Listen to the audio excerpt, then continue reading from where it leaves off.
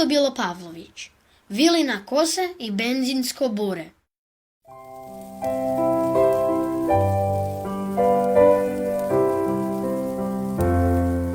Moj tata i ja krenuli smo kititi božićnu drvicu. Bila je hladna zimska noć, badnje večer. Uza žuti kamin koji je isijavao toplinu, spavao je u fotelji moj mačak. Kao i uvijek, rasprava je bila što prije, kuglice ili Vilina kosa. Vilina kosa, čarolija. Kada bih je dodirnuo, pomislio bih na onu jednu, samo na onu jednu vilu iz slikovnice koju bih ponekad, lutajući tavanom, izvlačio iz škrinje s igračkama. Ostavi to! Najprije dođu kuglice i ostalo, pa tek onda Vilina kosa. Kada bi sve bilo gotovo, otac bi uključio svjetlo i čarolija bi ispunila sobu pa bi pozvali majku. Prekrasno. Ma vas dvojica ste umjetnici. Eto. Umjetnici su sigurno neki što putuju svijetom i kite borove za badnje večer.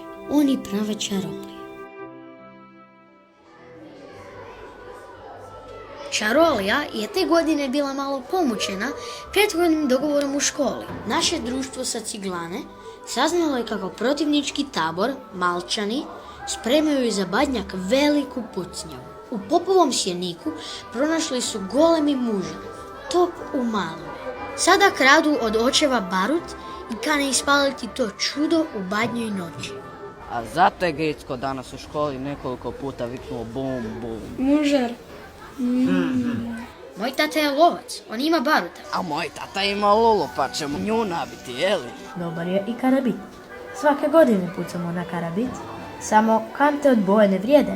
To je pucketanje, a ne pucanje. Trebalo bi ispaliti neku kanturinu. Krešeljevača ima jedno benzinsko bure u kojem se skuplja kišnica, a na vrhu je rupa s čepom. Odlično. Kada se napuni plinom, ti ćeš potpaliti, a mi ostali doći ćemo ti na sprod. Potpalit ćemo pomoću dugačkog štapa i zaklona. Bit će to moje vatreno krštenje, a ja ću biti taj čija je čast da potpali plin na otvoru bureta. Društvo sa Ciglane imalo je komade bijelog metala koji se lako tope u vatri i tada se udarcima batine iz njih izbijaju veličanstveni plavičasti bljeskovi vidljivi na daleko. Taj metal zvali smo elektron, a skinuli smo ga sa ostatka u ratu oborenog zrakoplova. Prvo ćemo bljeskati za najavu, a onda ispaliti bure. Sve kao u ratnom filmu, neka se Malčani grizu od muke. Tata, smijem li, kada okitimo bor, izići? Na današnji dan ne landra se okolo. Zar te ne veseli topla soba i Vilina kosa? Tko to zviždi? Ajme, dečki su pod prozorom. A i što ćeš vani? Hladno je i svi su čestiti ljudi u svojim kućama. Zar dečki s Ciglane nisu čestiti kad su svi vani? Držao sam časak među prstima Vilinu kosu, ali se vila iz slikovnice nije više pojavila. Laku noć, a sutra ćemo pogledati ispod bora što si dobio.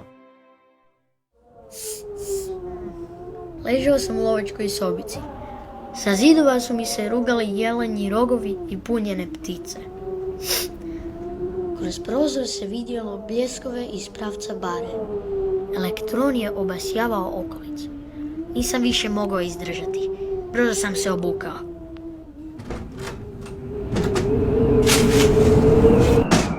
Samo da stignem na ispaljivanje bureta. Skriven iza starog luda, držat ću motku sa zapaljenim papirom na vrhu. Prinijet ću vatru rupi na voretu kroz koju izlazi plin od namočenog karabita. Biće to eksplozija na eksplozijama. Malčanima će uši puknuti i svi će znati tko je potpalio bure. Ja sam ga potpalio. Ja! Hej, dečki, stigao sam, pobjegao sam i... Netko ga je drugi potpalio. To je puklo, kao da je puklo upravo u mom srcu.